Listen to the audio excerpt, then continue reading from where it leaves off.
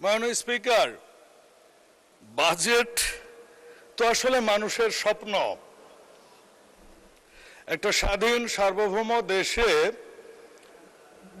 একটা বাজেট হয় প্রত্যেক বছর, জনগণের আশা আকাঙ্ক্ষার যেখানে প্রতিফলন হয়।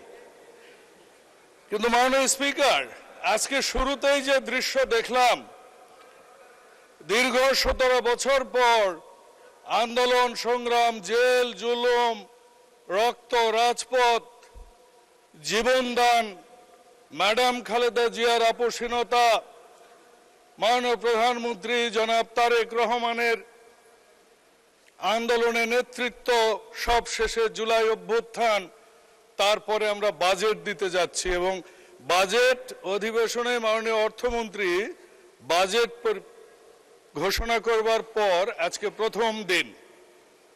এই দিনটা শুরু হওয়া উচিত ছিল আনন্দের সাথে, ধৈর্যের সাথে। সাধারণ জনগণ যারা আমাদেরকে পর্যবেক্ষণ করছেন, আজকে আনন্দের বিষয়, ন্যায় বিচার প্রতিষ্ঠা হচ্ছে। 55 বছরে প্রথম শুনলাম বিদেশ থেকে কাউকে গ্রেপ্তার করা হয়েছে।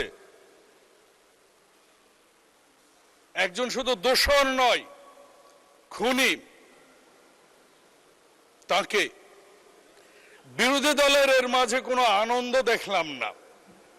এটা একটা খুবই দুঃখের বিষয়। এ দেশকে অস্থিতিশীল করতে চান, বহুবার করেছেন।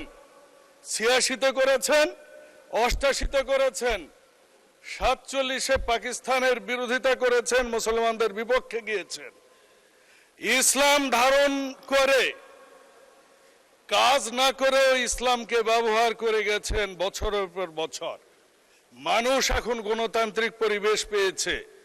মানুষ দেখছে যে হ্যাঁ, আমাদের মির্জা ফখরুল ইসলাম স্যারের মানেই ইসলাম নয়, জামাতি ইসলাম মানেও ইসলাম নয়। বেহেশতের টিকিট দেওয়ার সেই ব্যাংক আর্থিক প্রতিষ্ঠানের নামে যে পরিচালনা করে, সেটাও কোনো ইসলামের ব্যাংক নয়। এই পরিস্থিতিতে যে বাজেটটা এসেছে, এই বাজেটটা কিন্তু জনগণের জন্য এসেছে, মানুষের জন্য এসেছে, সাধারণ মানুষের জন্য এসেছে, স্বাস্থ্যের জন্য এসেছে, শিক্ষার জন্য এসেছে, কৃষির জন্য এসেছে, সেবার জন্য এসেছে। মানুষের, এমনকি যারা সিনিয়র সিটিজেন, তাদেরকে অ্যাকোমোডেট করা হয়েছে, ব্যবসায়ীদের করা হয়েছে। বিগত দশকের পর দশক যে ব্যবসায়ীরা অ্যাডভান্স ইনকাম ট্যাক্স, এআইটি যেটা দেয়া হতো, এটা কোনোদিনও ট্যাক্স আফটার অ্যাসেসমেন্ট সমন্বয় করতে পারত না। সেই সমন্বয়ের সুযোগ দেয়া হয়েছে এখানে।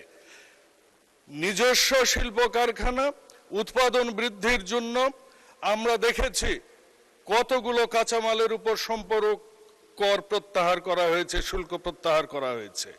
আমরা দেখেছি মেট্রো রেলে সিনিয়র সিটিজেনকে কিভাবে 25% পর্যন্ত হ্রাস করা হয়েছে তাদের টিকিটের মূল্য, এবং ট্রেনে আমরা সিনিয়র সিটিজেনকে কিভাবে বিনামূল্যে ভ্রমণের ব্যবস্থা করেছি।